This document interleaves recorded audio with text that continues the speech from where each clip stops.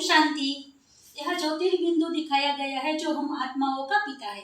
जैसे शरीर का पिता शरीर जैसा होता है, वैसे आत्मा का पिता आत्मा जैसा होता है। शरीर का पिता से शरीर का हद का वर्षा मिलता है और परमात्मा पिता से बेहद का वर्षा मिलता है।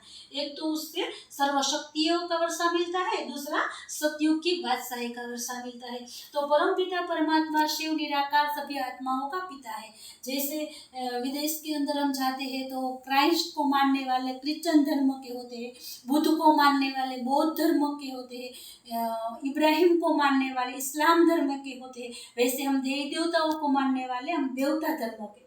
लेकिन हम हिंदुस्तान में रहते हैं, इसलिए हम हिंदू धर्म के बोल देते हैं, क्योंकि हमारा धर्म प्राय लोप हो चुका है। इसलिए परमात्मा पिता फिर से 5000 साल के बाद फिर से आकर फिर से भारत को सतयुग बनाने का कर्तव्य करता है। परमात्मा पिता भारत को स्वर्ग बनाता है और मनुष्य को देवता बनाता है। इसलिए कहते हैं ना, मनुष्य से देवता की ये करत न लागी बात। सत्यनारायण की कथा में भी बोलते हैं, नर ऐसी करनी करे जो नर से श्री नारायण बने, नारी ऐसी करनी करे जो नारी से श्री लक्ष्मी बने। नर और नारी तो कलयुग में होते हैं और लक्ष्मी नारायण तो सतयुग में होते हैं। तो कलयुग से डायरेक्ट सतयुग में जाने के लिए स्वयं भगवान आया हुआ है। क्योंकि जब डॉक्टर इंजीनियर वकील बनाने होते हैं तब तो मनुष्य बना देते हैं, लेकिन जब देवी देवता बनाने का कर्तव्य होता है, जब समय आता है देवता धर्म की स्थापना करने का, तो फिर से परमात्मा पिता आता है। इसलिए गीता में कहते हैं ना कि मैं अजन्मा हूँ, मैं अकर्ता हूँ, मैं अभोक्ता हूँ, मैं निराकार हूँ, मैं साधारण तन में आता हूँ, मैं परकाया प्रवेश करके आता हूँ।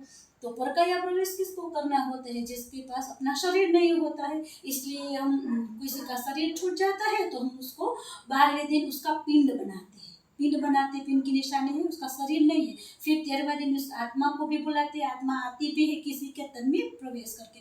वैसे हमारे पिता परकाया प्रवेश करके आते हैं। श्री कृष्ण का जो लास्ट जन्म ब्रह्मा का होता है, तो ब्रह्मा के तन में परमात्मा पिता प्रवेश करते हैं, इसलिए परमात्मा को अवतरण कहा जाता है। शिव के मंदिर में जब हम जाते हैं तो शिव के मंदिर के अंदर एक पिंड के रूप में, ज्योतिर के रूप में परमात्मा की पूजा होती है।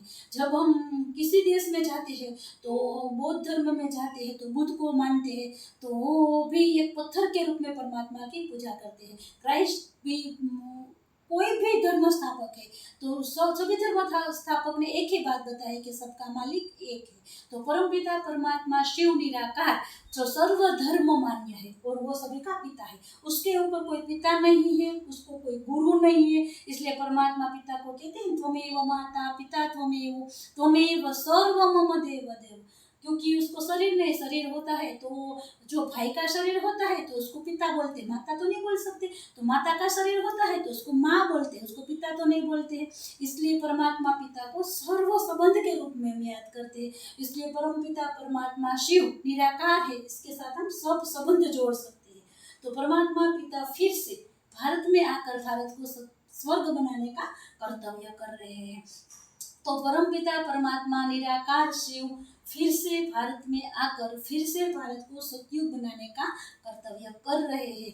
क्योंकि गीता में भी कहा गया है, यदा यदा हि धर्मस्य ग्लानिर्भवति भारत, जब जब भारत के धर्म की ग्लानि होती है तब तब मैं आता हूँ। उसके वायदे अनुसार वो फिर से आ चुका है, आकर फिर से भारत को स्वर्ग बनाने का कर्तव्य करता है।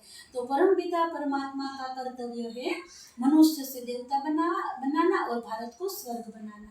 तो स्वर्ग बनाने के लिए फिर से परम पिता परमात्मा फिर से भारत को सतयुग बनाने के लिए आ चुके हैं। अच्छा, ओम शांति।